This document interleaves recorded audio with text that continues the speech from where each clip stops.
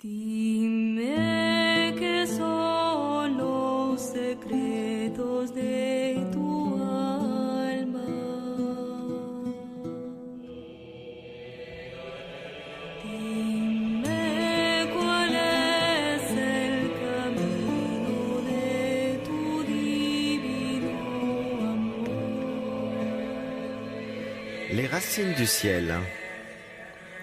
Une émission de Frédéric Lenoir et Lélie Anvar, réalisée par Clotilde Pivin, préparée par Marie Dalquier, avec à la prise de son Philippe Palarès.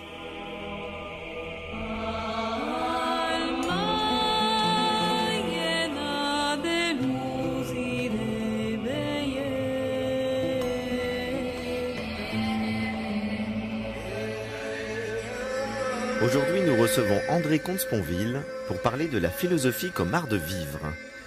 André Comte-Sponville, bonjour. Bonjour. Bonjour Lélie. Bonjour à tous les deux. André Comte-Sponville, comment vais-je vous présenter ? Est-ce nécessaire ? Est-ce possible ? Vous, plus que quiconque qui voyagez sans cesse depuis des années dans les textes philosophiques, vous serez peut-être d'accord avec moi que notre biographie dit finalement si peu de ce que nous sommes, de ce soi que nous sommes censés connaître quand nous entrons en philosophie. Mais il faut que je sacrifie au rite radiophonique qui consiste à vous présenter. Et je dirais donc tout simplement que vous êtes ancien élève de l'école normale supérieure, agrégé de philosophie, docteur de 3e cycle, ça c'est pour le curriculum. Et puis vous avez été longtemps maître de conférences, en philosophie bien sûr, à l'université de Paris 1. Mais surtout, vous avez publié une vingtaine d'ouvrages, dont le traité du désespoir et de la béatitude au PUF, un petit traité des grandes vertus, le capitalisme est-il moral, l'esprit de l'athéisme, etc., etc., etc. Je ne vais pas faire la liste, elle sera trop longue. Le plus important, à mes yeux, c'est que par vos ouvrages, vos conférences, vos contributions dans les médias, vous êtes de ceux qui ont largement contribué à populariser, et je ne l'entends pas dans un sens péjoratif bien sûr, donc vous avez contribué à populariser la philosophie, pas seulement comme mode de pensée, mais aussi comme art de vivre. Et vous avez contribué à forger l'idée désormais acquise de la possibilité d'une spiritualité laïque. En 2001, vous avez publié au PUF un dictionnaire philosophique qui a rencontré un grand succès, et c'est pourquoi il a été réédité en 2013, revu, considérablement augmenté, enrichi d'un très grand nombre d'entrées, mais surtout enrichi peut-être de 10 années supplémentaires de vie, d'expérience, de réflexion philosophique, dont je crois vous allez nous parler aujourd'hui. Alors André Comte-Sponville, je suis très heureux de vous recevoir. Ce que vient de dire Lélie est si vrai que quand moi j'ai commencé mes études de philo, vous avez été un des auteurs qui m'a le plus marqué et j'ai eu envie, en lisant votre traité du désespoir de la béatitude, de me passionner pour la philosophie comme sagesse, comme art de vivre et c'est pour ça que nous avons eu envie de faire cette émission aussi sur ce thème-là, qui est un des nombreux thèmes que vous avez abordés. Et je voudrais vous poser au départ la question toute simple. En quoi comment est-ce que la philosophie peut nous aider à vivre ? Parce qu'elle nous aide à penser, et que vivre, c'est aussi penser sa vie. Je dis souvent, philosopher, c'est penser sa vie et vivre sa pensée. Et dès lors que nous sommes doués et de vie et de pensée, l'obligation s'impose à chacun d'entre nous d'articuler l'une à l'autre ces deux dimensions. Voilà. Penser sa vie, vivre sa pensée, en sachant qu'entre les deux, entre la vie et la pensée, il demeure toujours un écart irréductible. Et c'est pourquoi la philosophie, qui est une pensée, n'est pas la sagesse, qui est une façon de vivre. Disons que la sagesse est le but, la philosophie, le chemin. Oui, et ce que vous dites, c'est une formule que vous disiez que j'aime beaucoup, vous dites la philosophie nous aide à penser bien pour vivre mieux, et au fond, ce qui nous conduit à la sagesse, c'est déjà d'avoir une lucidité, d'avoir le maximum de raison et de lucidité dans notre vie. Oui, il s'agit de penser mieux pour vivre mieux. Voilà, penser mieux, c'est l'objet de la philosophie. Vivre mieux, c'est le fait de la sagesse. Alors la sagesse, dont il faut dire qu'on ne l'atteint jamais tout à fait. Personne n'est sage, absolument. En tout cas, pas moi, c'est clair. Vous savez ce que disaient les stoïciens. Si tu veux avancer, il faut savoir où tu vas. Et bien voilà. La sagesse, ça serait ce but. Alors en partie, c'est idéal, dont il faut encore une fois savoir qu'on ne l'atteint jamais absolument, mais qu'on peut s'en approcher. Parce que, comme disait le philosophe Alain, le contraire de la sagesse, c'est exactement la sottise. Autrement dit, il s'agit d'éviter de vivre sottement Donc malheureusement, parce qu'il y a un petit peu ce pari dans la philosophie, mais qui est aussi fondé pour une part sur l'expérience, que la sottise, l'illusion rendent malheureux, et qu'un certain rapport à la vérité peut nous aider à être heureux. Autrement dit, il s'agit en effet de penser mieux pour vivre mieux. Alors qu'est-ce que c'est que la sagesse ? Moi, j'ai tendance à dire que la sagesse, c'est le maximum de bonheur dans le maximum de lucidité. Parce que toute la tradition nous dit depuis les Grecs que la sagesse se reconnaît à un certain bonheur. Oui, mais pas n'importe quel bonheur. Pas un bonheur qui serait obtenu à coup de drogue ou d'illusion. La sagesse, c'est le bonheur dans la vérité. Voilà ce que disait saint Augustin, en l'occurrence, mais qui est très fidèle aussi bien à l'inspiration d'un Spinoza. Alors la vérité, on ne la connaît jamais toute ni absolument, mais on en connaît toutefois assez pour distinguer clairement entre la sincérité et le mensonge, entre la lucidité et l'illusion. Eh bien voilà, il s'agit d'être un peu plus lucide pour essayer d'être un peu plus heureux, mais encore une fois, d'un bonheur lucide, le bonheur dans la vérité, disons, un vrai bonheur ou un bonheur vrai.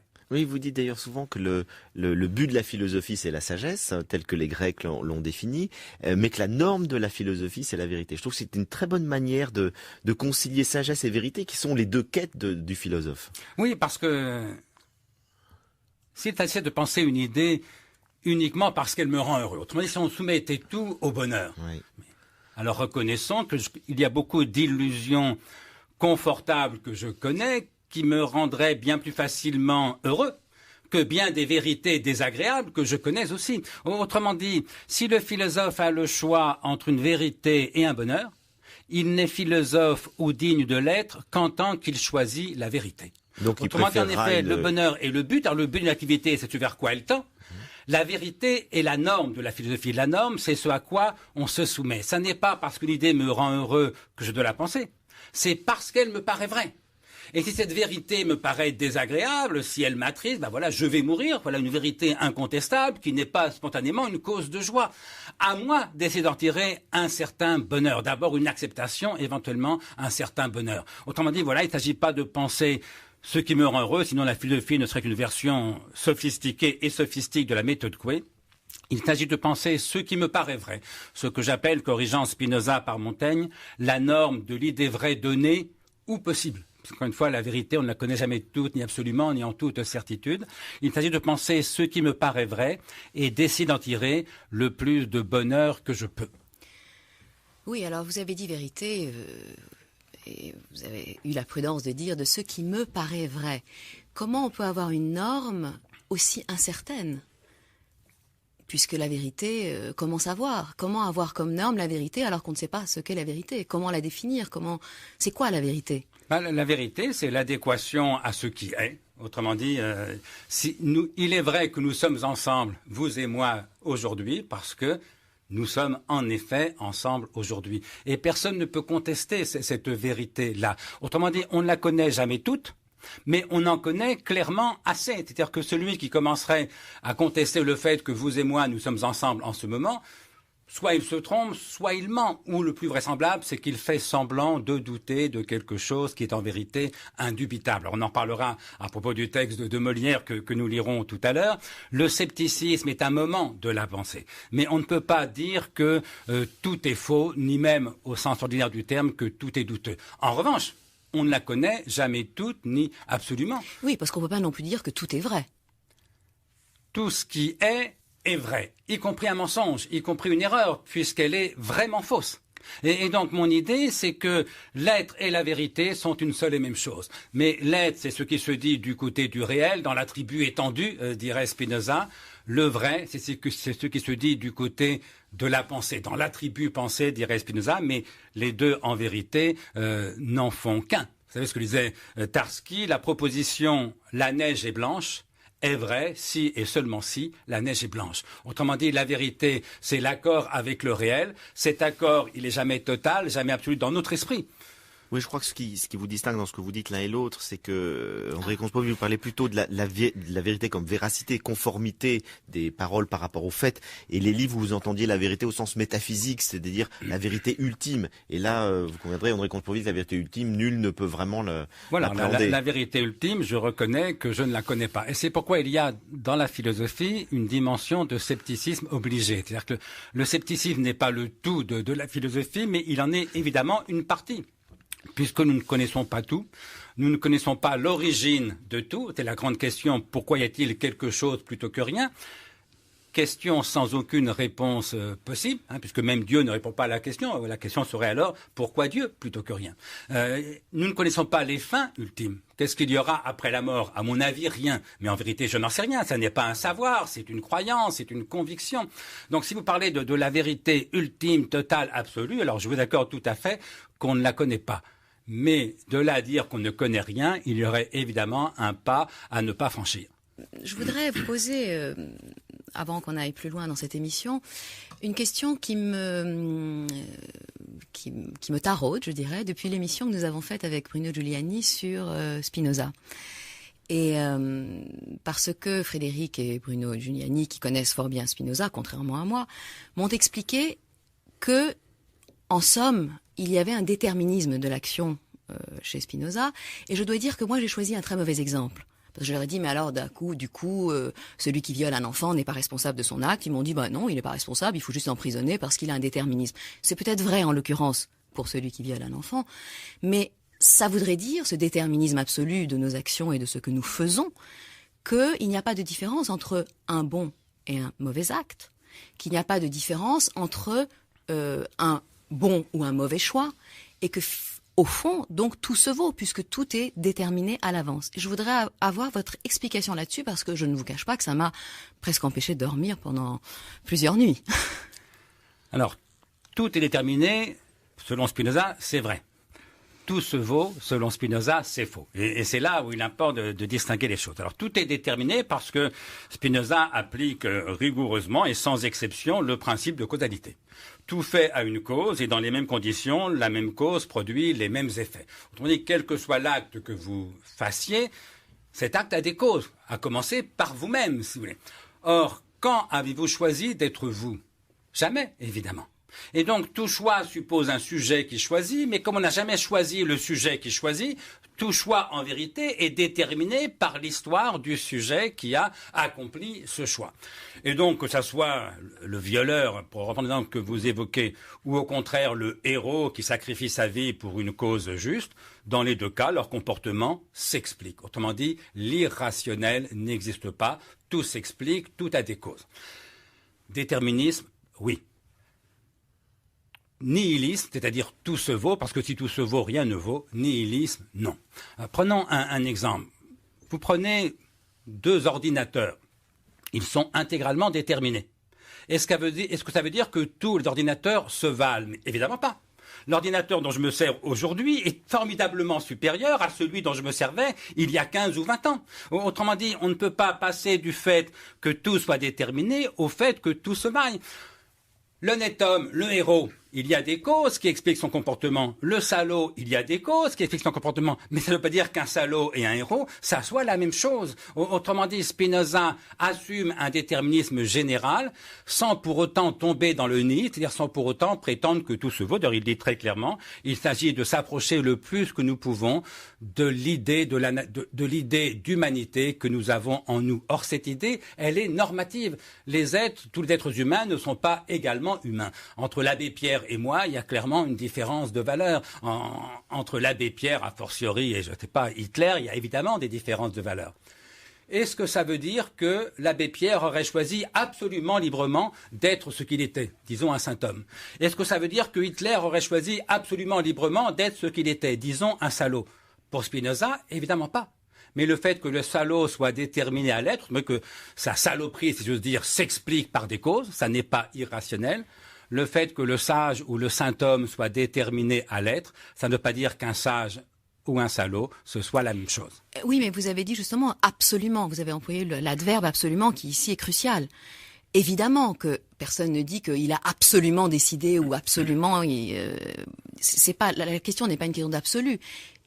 Comme nous parlons de philosophie comme manière ou comme art de vivre, ma question est, est-ce que la philosophie nous dit, en tout cas la philosophie de Spinoza, que nous n'avons aucune marge de manœuvre, et par conséquent qu'il n'y a pas dans l'absolu de bien ou de mal. Nous ne pouvons pas être tenus pour responsables de quelque chose qui vient de causes uniquement extérieures. Ah, il y a peut-être quand même une marge de liberté. On peut choisir le mode de vie philosophique ou pas. Certes, on est prédisposé par la naissance et par l'éducation à le choisir ou à ne pas le choisir, mais ça veut dire qu'il n'y a aucun moyen de sortir de son déterminisme. On est né mauvais.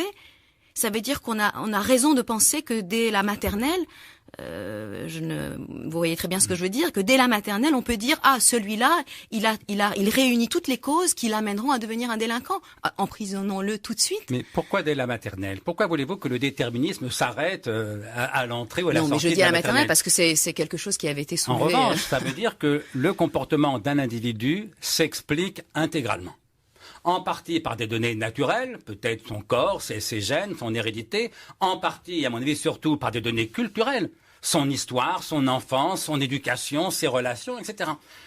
Et donc, il n'y a rien qui soit proprement inexplicable. Simplement, il y a effectivement une marge de manœuvre, comme vous disiez, et de deux points de vue. D'abord, la volonté. Parce qu'il faut distinguer ce qu'on appelle techniquement le libre arbitre en philosophie, c'est-à-dire le pouvoir indéterminé de se déterminer soi-même.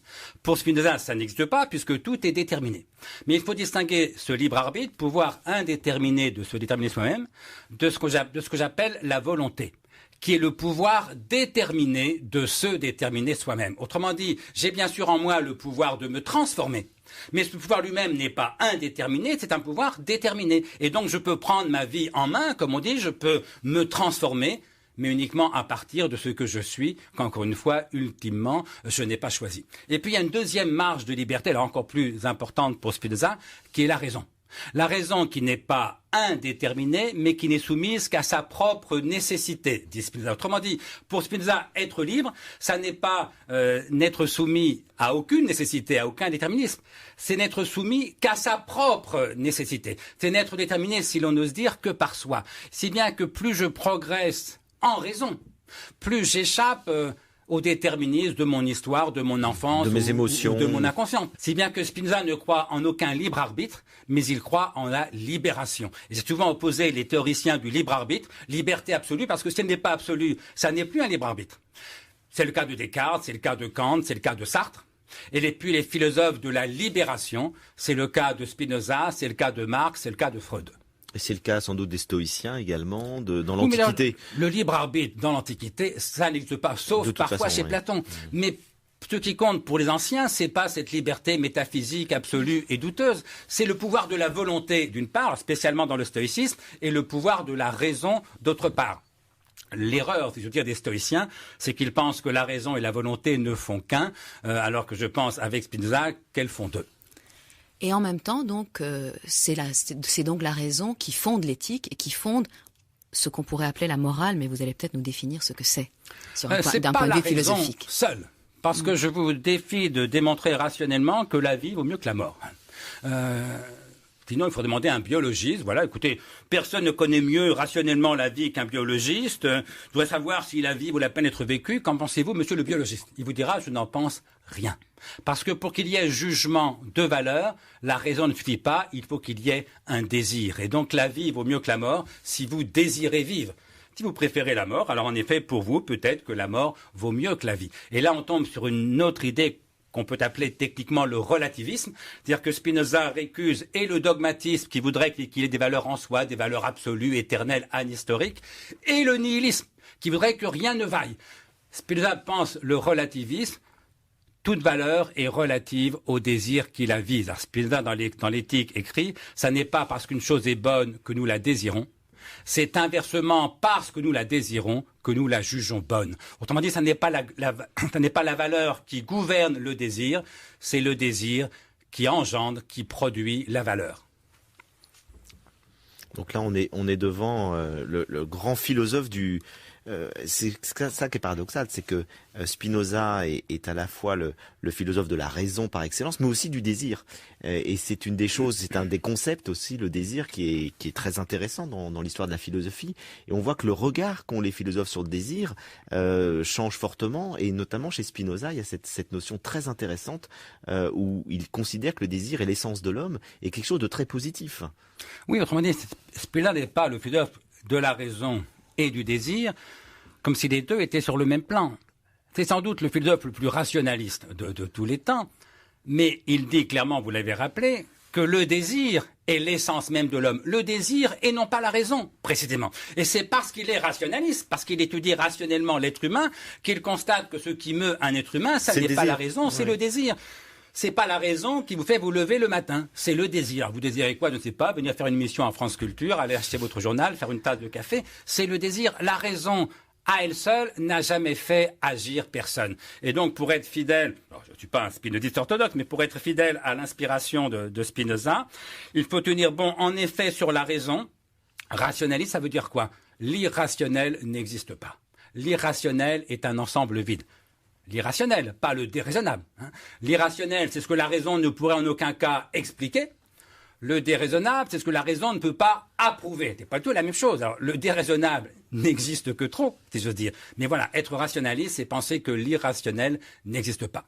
La raison d'une part, le désir d'autre part et surtout, c'est le désir et non pas la raison qui est l'essence même de l'homme. Autrement dit, la raison pour nous, c'est un moyen, c'est un outil, c'est un instrument. Mais ce qui fixe le but, c'est pas la raison, c'est le désir. Culture dans l'émission Les Racines du Ciel, nous sommes en compagnie ce matin d'André Comte-Sponville. Nous parlons de la philosophie comme art de vivre à l'occasion de la publication, de la réédition augmentée de son excellent dictionnaire philosophique au PUF, Lélian Var.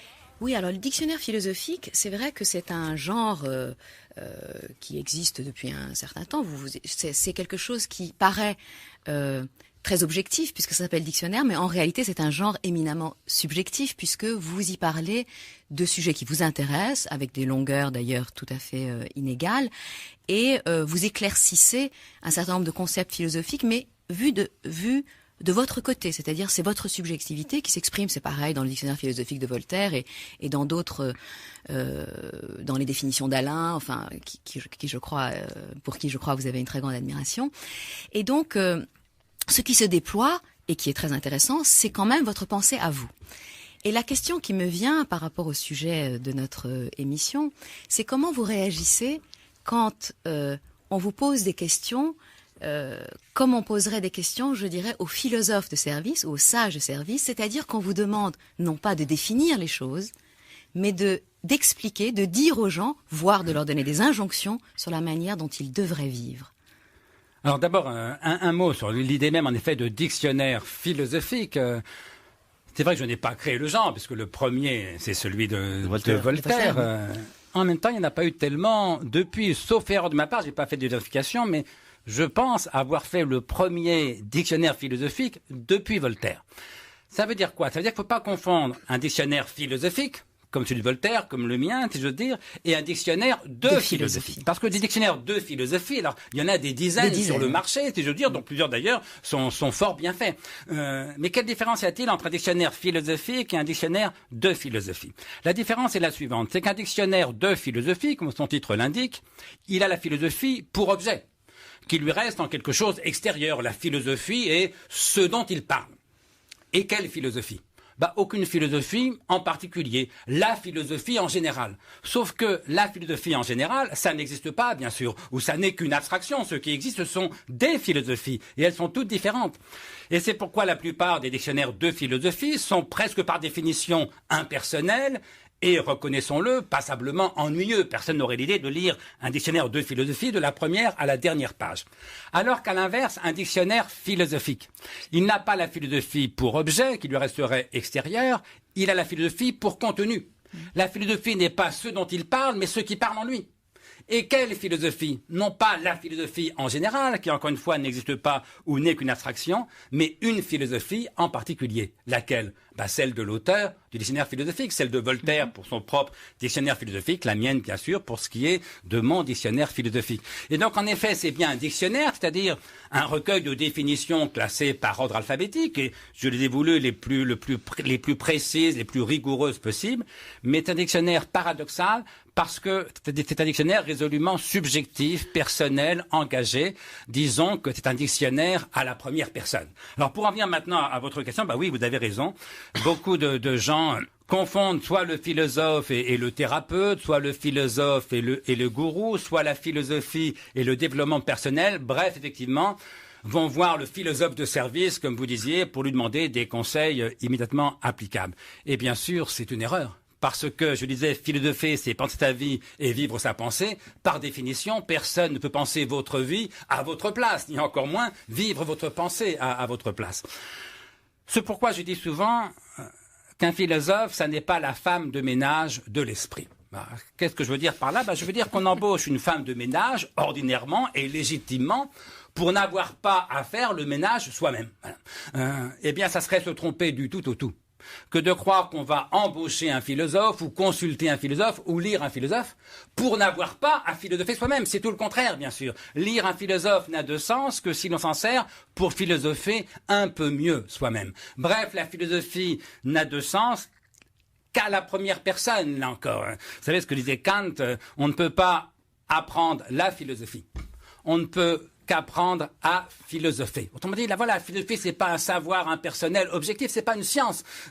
C'est une activité, comme disait Épicure, comme dira aussi Wittgenstein d'ailleurs, et personne ne peut agir, ni donc penser, ni donc philosopher à votre place.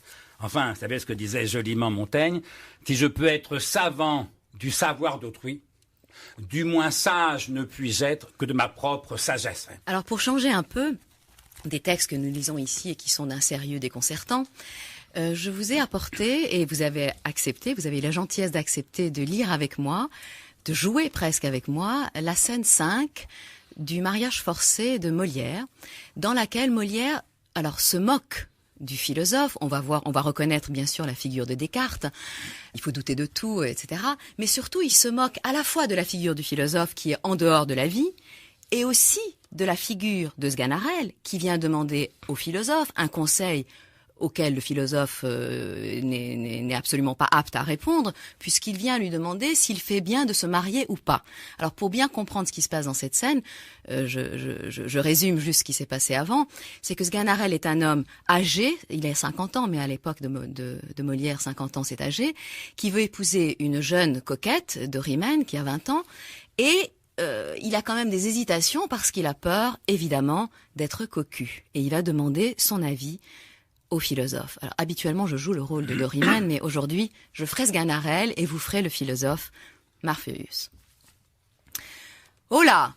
Que voulez-vous de moi, seigneur Sganarelle? Seigneur docteur, j'aurais besoin de votre conseil sur une petite affaire dont il s'agit. Et je suis venu ici pour cela. Ah, il écoute le monde, celui-ci. Seigneur Sganarelle, changez, s'il vous plaît, cette façon de parler. Notre philosophie ordonne de ne point énoncer de propositions décisives, de parler de tout avec incertitude, de suspendre toujours son jugement. Et par cette raison, vous ne devez pas dire « je suis venu », mais « il me semble que je suis venu ». Il me semble. Oui. Parbleu, il faut bien qu'il me semble, puisque cela est. Ce n'est pas une conséquence, et il peut vous sembler sans que la chose soit véritable. Comment? Il n'est pas vrai que je suis venu? Cela est incertain, et nous devons douter de tout. Quoi? Je ne suis pas ici? Vous ne me parlez pas? Il m'apparaît que vous êtes là, et il me semble que je vous parle, mais il n'est pas assuré que cela soit. Eh diable, vous moquez, me voilà, et vous voilà bien nettement. Il n'y a point de me semble à tout cela. Laissons ces subtilités, je vous prie, et parlons de mon affaire. Je viens vous dire que j'ai envie de me marier. Je n'en sais rien. Je vous le dis. Il se peut faire. La fille que je veux prendre est fort jeune et fort belle. Il n'est pas impossible. Ferais-je bien ou mal de l'épouser? L'un ou l'autre. Ah ah, voici une autre musique. Je vous demande si je ferais bien d'épouser la fille dont je vous parle.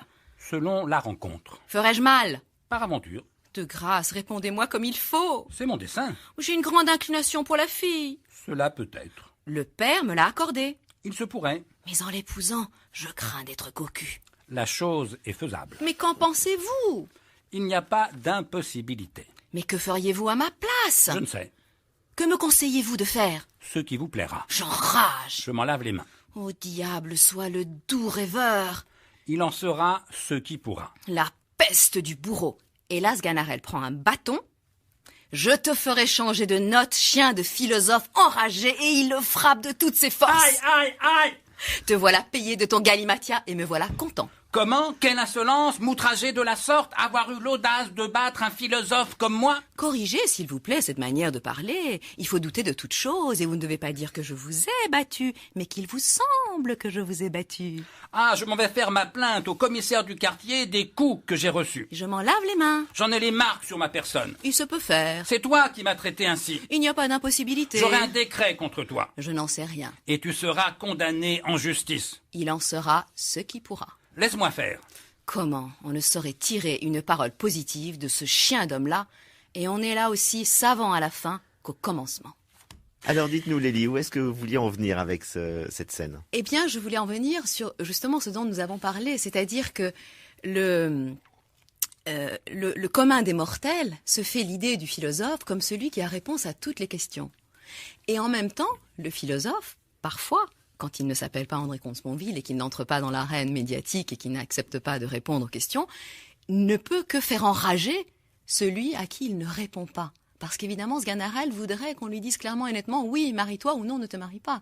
Mais ce n'est pas la fonction du philosophe. C'est pas la fonction du philosophe, et c'est vrai qu'il m'arrive de recevoir des mails, puisque ça se passe par mail, un peu de ce genre-là, quoi. Qu'est-ce que je dois faire dans mon couple, etc. Bon.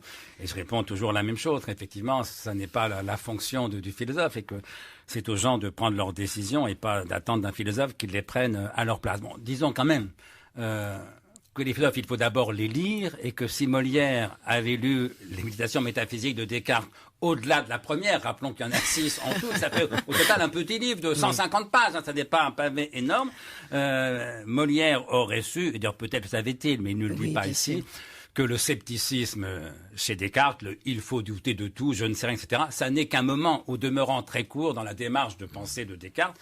Descartes est un philosophe dogmatique, pas au sens péjoratif du terme, mais au sens technique. Descartes pense qu'il y a des vérités certaines, des vérités démontrables et démontrées. Et alors ça dit quelque chose de ce malentendu, c'est que d'un côté, on demande aux philosophes de servir en gros de conseiller matrimonial, si vous voulez, et d'un autre côté, on ne prend pas le temps de les lire. Alors forcément, le malentendu est redoublé. Redisons ce que j'ai dit bien souvent, la seule façon de connaître un philosophe, c'est de le lire, de l'écouter quand il fait des conférences, et j'en fais beaucoup, mais au fond, c'est quand même par l'écrit, par les livres, que la pensée peut le mieux s'approfondir et se communiquer. Alors je voudrais faire deux objections. Pour une fois, on inverse les rôles. Hein. C'est Lélie qui fait l'émission, c'est moi qui ai fait les objections. Il y a quand même beaucoup de philosophes qui ne mettent pas du tout en pratique ce qu'ils disent. C'est-à-dire que, évidemment, l'homme de la rue va vous dire, oui, mais les philosophes, ils nous parlent du bonheur, mais est-ce qu'ils ont l'air heureux? Ils nous parlent de la sagesse, est-ce qu'ils sont sages?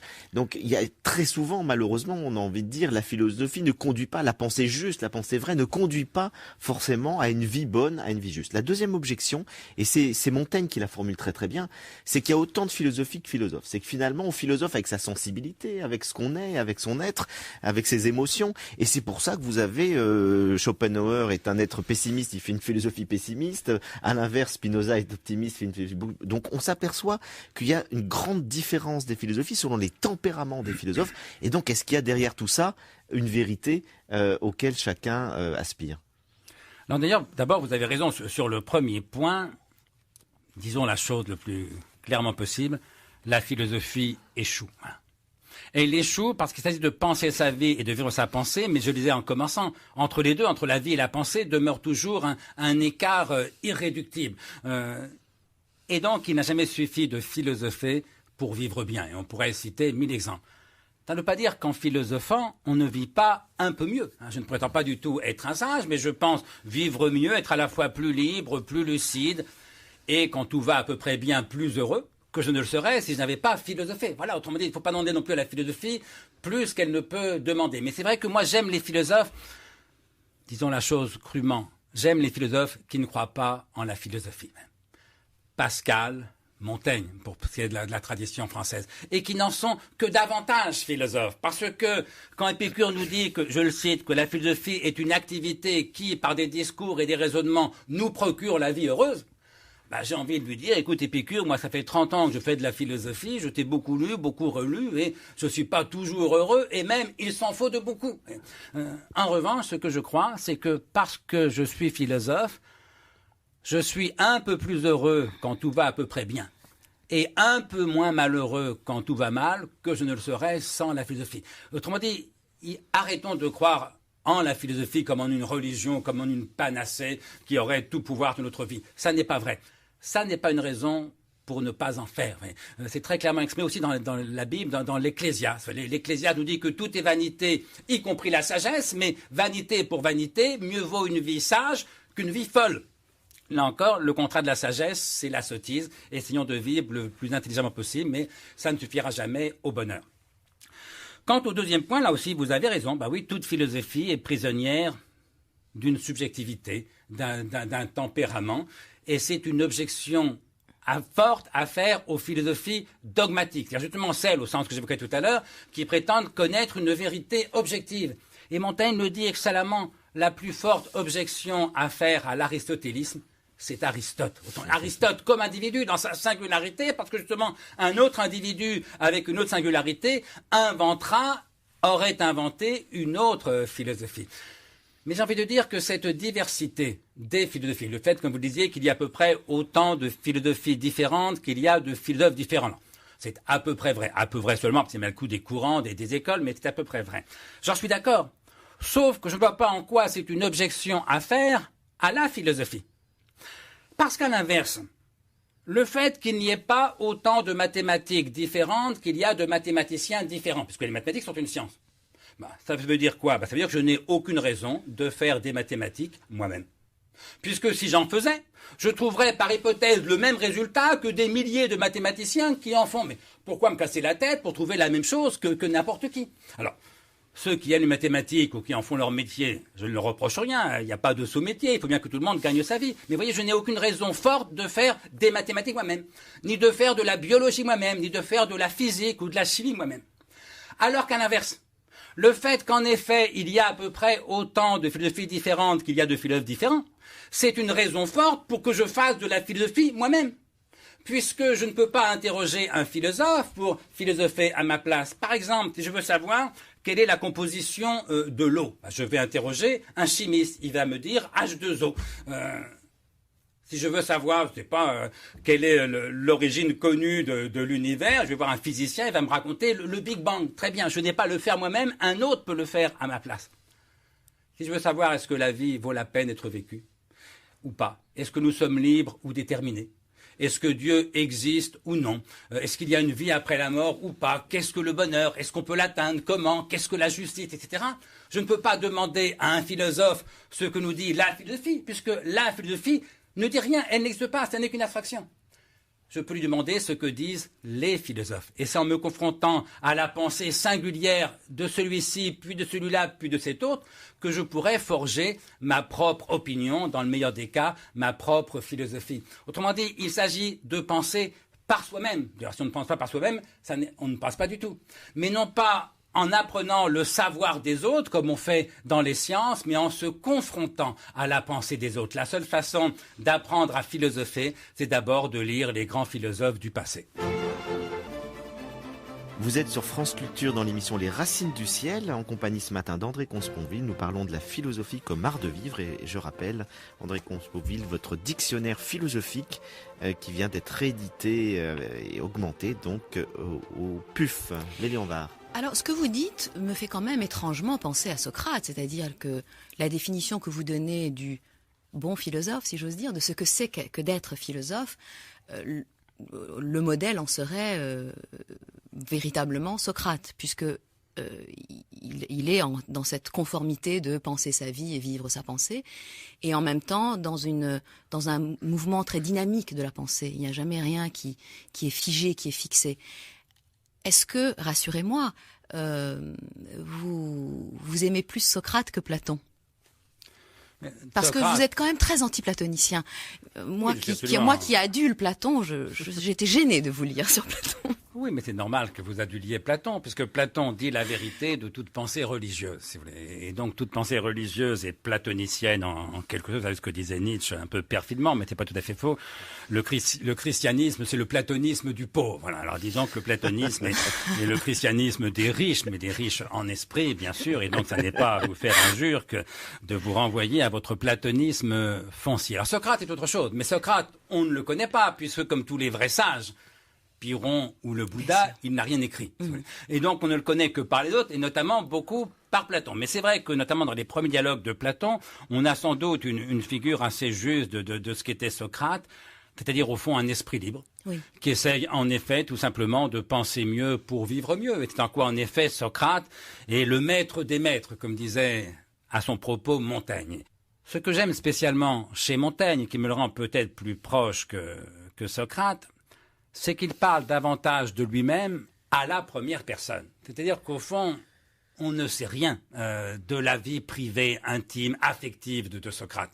On sait à peu près tout de la vie privée, intime, affective de Montaigne. C'est moi que je peins.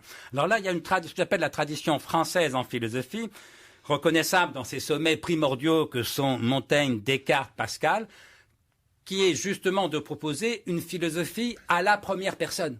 Pas du tout une philosophie qui se voudrait impersonnelle du point de vue de Dieu, de l'absolu ou de l'esprit. Pensons à la tradition allemande, Leibniz, Kant, Hegel. Et différente aussi de la tradition anglo-saxonne, où il y a bien un sujet qui apparaît, mais le sujet qui apparaît chez Hobbes, Locke ou Hume, c'est ce que j'appelle le sujet anonyme d'une expérience quelconque. C'est le on. C'est vous, c'est moi, c'est peut-être n'importe qui. Alors que chez Montaigne, chez Descartes, chez Pascal, c'est pas du tout le sujet anonyme d'une expérience quelconque, c'est pas du tout l'esprit prétendument absolu qui est censé parler dans la tradition allemande, non. C'est Michel de Montaigne, c'est René Descartes, c'est Blaise Pascal, qui essayent, avec un mélange d'humilité et d'ambition, de penser le mieux qu'ils peuvent pour vivre le mieux qu'ils peuvent. Bien juger pour bien faire, dit Descartes. Alors c'est vrai, moi j'aime beaucoup cette subjectivité-là, cette subjectivité incarnée. Des gens qui ne font pas semblant d'être Dieu, qui ne font pas semblant d'être l'absolu, qui ne font pas semblant non plus d'être n'importe qui, comme dans la tradition empiriste anglo-saxonne, qui s'assument pour ce qu'ils sont. Et c'est vrai que pour ma part, j'essaye de m'inscrire dans cette tradition-là.